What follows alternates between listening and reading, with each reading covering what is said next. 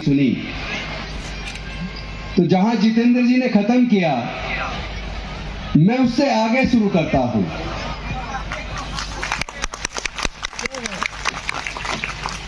मैं समझता हूं कि पिछड़े समाज के लोगों को एक बार ये सर्वे करके जरूर देख लेना चाहिए कि जब तक पिछड़े वर्ग के लिए आरक्षण लागू नहीं हुआ था, तब तक उनके समाज के कितने लोग कॉलेज में प्रोफेसर बन पाए। क्या बात है। पिछड़े समाज के कितने लोग कॉलेज में एसोसिएट प्रोफेसर और असिस्टेंट प्रोफेसर बन पाए, कितने लोग जुडिशियल ऑफिसर बन पाए, कितने लोग आईएएस आईपीएस बन पाए। और आरक्षण लागू होने के बाद 1993 में जब आरक्षण लागू हुआ, उसके बाद पिछड़े वर्ग के लोग धीरे धीरे से IAS IPS doctor engineer professor scientist बनने लगे। लेकिन जहां अभी तक आरक्षण लागू नहीं है, जरा एक बार उसका भी डाटा चेक कर लीजिए कि देश के सर्वोच्च न्यायालय में और देश के उच्च न्यायालयों में पिछड़े वर्ग के और दलित वर्ग के कितने लोग, तो समझ आ जाएगा। एक चीज और समझने की जरूरत है,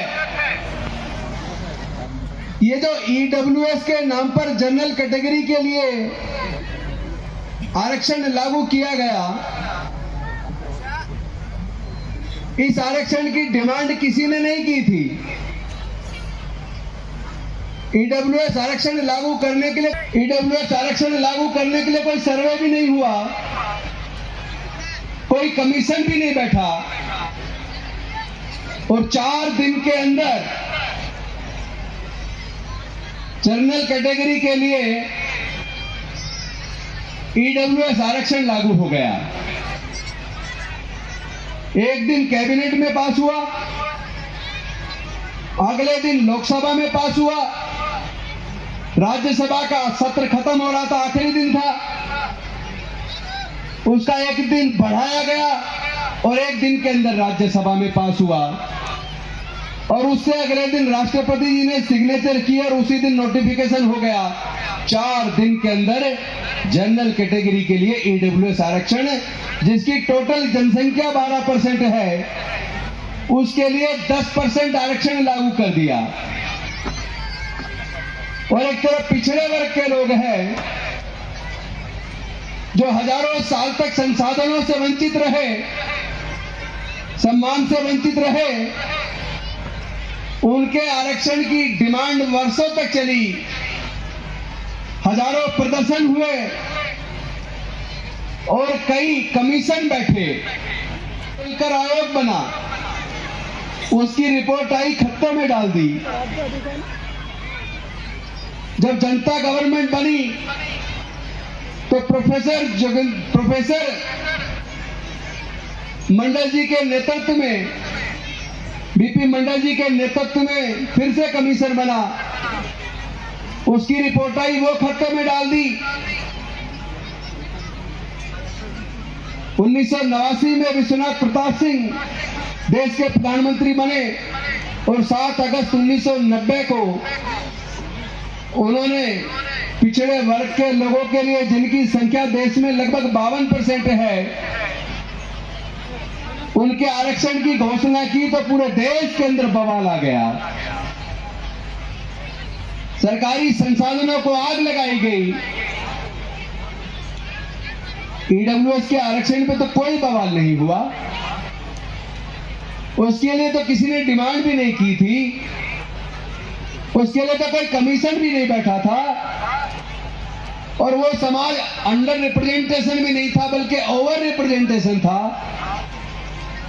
फिर कौन से ऐसे कारण हैं जिस कारण को भारत के दलित पिछड़े आदिवासियों को समझ लेना चाहिए कि पिछड़े वर्ग के आरक्षण को लागू करने के लिए लंबे आंदोलन के बावजूद 43 साल लगे और 52% की जनसंख्या को 27% वो भी ढंग से लागू नहीं हो पाया। लेकिन जनरल कैटेगरी के 12% लोगों के लिए 10% आरक्षण बिना मांगे, बिना किसी सर्वे के, बिना किसी कमीशन के, बिना किसी आंदोलन के 4 दिन के अंदर लागू हो गया।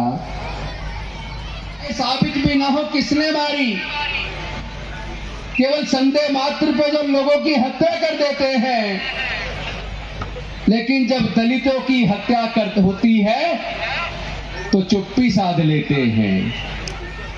मैं आप सबसे पूछना चाहता हूं, क्या आपको ऐसी सामाजिक व्यवस्था की कोई जरूरत है जो हमारी बहन बेटों की इज्जत लूटकर उनकी हत्या करती हो?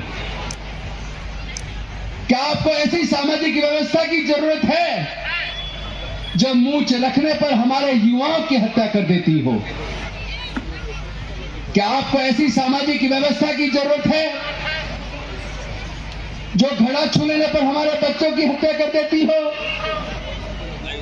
क्या आपको ऐसी सामाजिक व्यवस्था की जरूरत है जो मंदिर प्रवेश करने पर, मूर्ति छू लेने पर हमारे बच्चों की हत्या कर देती हो? क्या आपको, हमें सबको क्या ऐसी सामाजिक व्यवस्था में बने रहना चाहिए जो हमें गुलाम बनाए रखना चाहती हो? क्या ऐसी सामाजिक व्यवस्था में हमें बने रहना चाहिए रोज हमारा अपमान करती हो? अगर ये अपमान हमारा हजारों साल से हो रहा है, या हम लोग जो इतना पिछड़ गए हैं, इसका सबसे बड़ा कारण यह है कि हमने अपने बुजुर्गों की सांस्कृतिक विरासत को, यानी बुद्ध के धम्म को छोड़कर ऐसी असमानता पर आधारित, अन्याय पर आधारित व्यवस्था के हम हिस्सा बन गए। चाहिए ये लोग कितने साजिश करते हैं, इनकी एक साजिश में आज आप सबके सामने उजागर करना चाहता हूं। सरकार के पैसे पर, यानी जनता के पैसे से देश में बड़े बड़े इंजीनियरिंग कॉलेज, मेडिकल कॉलेज बनाए, मैनेजमेंट कॉलेज बनाए, और आप इंजीनियरिंग के कोर्स को करने के लिए 10 लाख पैसा खर्च कर सकते हैं। क्या ये हमारे लोगों को ये बात समझ में आएगी? ये कॉलेज, इसका निर्माण हुआ, कॉलेज बने, उन्हीं के बच्चे उन स्कूलों में, कॉलेज में ना जा पाए। कितनी बड़ी साजिश है। होटल हो, जनता के पैसे से उनका निर्माण हुआ और उसके बाद बेच दिया। बाबा साहब ने सपना देखा था कि मैं इस जातिवाद और धर्म, ये वर्ण व्यवस्था पर आधारित व्यवस्था को त्याग कर अपने समाज को बौद्ध में बनाऊंगा, ताकि हमारे लोगों को इस उत्पीड़न से, इस जिल्लत भरी जिंदगी से छुटकारा मिल जाए। उन्होंने कहा था, मी भारत बौद्ध में करी। लेकिन दीक्षा लेने के 1 महीने 22 दिन बाद वो महापरिनिर्वाण को प्राप्त हो गए, और बाबा साहब का वो सपना, बौद्ध में भारत बनाने का सपना रह गया। क्या हम डॉक्टर बाबा साहब अम्बेडकर की इतनी निकम्मा व नाकारा औलाद है जो डॉक्टर बाबा साहब अम्बेडकर के सपने को पूरा न कर सके? क्या हम डॉक्टर बाबा साहब अम्बेडकर की कुर्बानी को, जिन्होंने 4 बच्चे और पत्नी माता रमाबाई को गंवा दिया, उनकी कुर्बानी को बेकार कर देंगे? हम लड़ेंगे, हम लड़ेंगे अपने आने वाले बच्चों के भविष्य के लिए, अपने समाज के मान सम्मान और स्वाभिमान के लिए हम लड़ेंगे। लेकिन इस लड़ाई में अगर कोई चीज बाधा है तो वो समाज के अंदर जो बिखराव है, जो जाति और वर्ण में हम लोग बटे हुए हैं। हम सब लोग कहते हैं कि जाति की वजह से हमारे साथ जातिगत उत्पीड़न होता है। अगर जाति की वजह से जातिगत उत्पीड़न होता है तो जब तक आप जातियों में बने रहोगे, क्या तब तक तुम्हें जातिगत उत्पीड़न से छुटकारा मिल जाएगा क्या? ईमानदारी से बताइए, क्या उत्पीड़न से छुटकारा मिल जाएगा क्या? आप लोग की चुप्पी सवाल पैदा करती है। मैं आपसे पूछना चाहता हूं, जो लोग डॉक्टर बाबा साहब अम्बेडकर के सपने को पूरा करना चाहते हैं, वोट को बेच दिया, और जिन लोगों ने, जिन पूंजीपतियों के पैसे से हमारी वोट को खरीदा, उन्हीं पूंजीपतियों के हाथों पूरे देश को और हमारे बच्चों के भविष्य को बेच दिया। लेकिन हमारी आंखें अभी भी नहीं खुल रही। हम अभी भी वोट बैंक थोड़े से अनाज में वोट बेच रहे हैं, शराब की बोतल में 1000-2000 रुपए में वोट बेच रहे हैं। ये वोट बैंक बनना बंद करो मेरे दोस्तों। अपनी ताकत, वोट की ताकत को पहचानो। मानवर कांसीराम कहते थे, जिसकी जितनी संख्या भारी उसकी इतनी हिस्सेदारी। लेकिन एक बच्ची वहां वर्धा में बोल रही थी, आजकल तो जिसकी जितनी थैली भारी उसकी उतनी हिस्सेदारी। वो बच्ची सही कह रही थी। अब आप सोच लो, क्या केवल पैसे वाले लोगों के हाथ में सत्ता और संसाधन होना चाहिए? क्या केवल उन्हीं के बच्चों का अफसर बनना चाहिए? क्या आपके बच्चों का अफसर नहीं बनना चाहिए? बनना चाहिए। बनना चाहिए कि नहीं बनना चाहिए? कैसे बनेंगे? बनेंगे कैसे? उसके लिए जो हायर एजुकेशन चाहिए, उस हायर एजुकेशन के खर्चे को सरकारों ने एक साजिश के तहत इतना ज्यादा बढ़ा दिया कि आपके बच्चे अब हायर एजुकेशन ले ही नहीं पाएंगे। और जब वो हायर एजुकेशन ले ही नहीं पाएंगे तो फिर वो अफसर कहां से बनेंगे? इन जातियों को तो तोड़ना होगा और समाज को जोड़ना होगा। जब तक हम जातियों को नहीं तोड़ेंगे तब तक छुटकारा मिलने वाला नहीं है। हम लोग किन्वट के अंदर 12वीं जागतिक बौद्ध धम्म परिषद मना रहे। इस आयोजन के अवसर पे कम से कम एक बात का तो संकल्प कर लो कि अब हम लोग जातियों को हर कीमत पर तोड़ेंगे, आपस में रोटी बेटी का रिश्ता करेंगे। आप लोग तैयार हैं? नहीं है? तैयार हैं? तैयार नहीं होगे तो गुलामी से कभी छुटकारा मिलने वाला नहीं है। याद रखना, जो डॉक्टर बाबा साहब अम्बेडकर देकर गए थे, बड़ी ताक, तपस्या और बलिदान से देकर गए थे, उसमें से 70% तो इन सरकारों ने छीन लिया, 30% बचा हुआ है। अगर आप लोग इसी तरह जातियों में बटे रहे, एकजुट नहीं हुए, अगर आप लोग वोट बैंक बने रहे, अगर अपने सम्मान और स्वाभिमान के लिए एकजुट नहीं हुए, तो ये 30% आने वाले 10 से 15 सालों में छीन जाएगा। क्योंकि जो हमारा थोड़ा बहुत तरक्की हुई है, ये बाबा साहब के दिए हुए रिजर्वेशन की वजह से हुई है।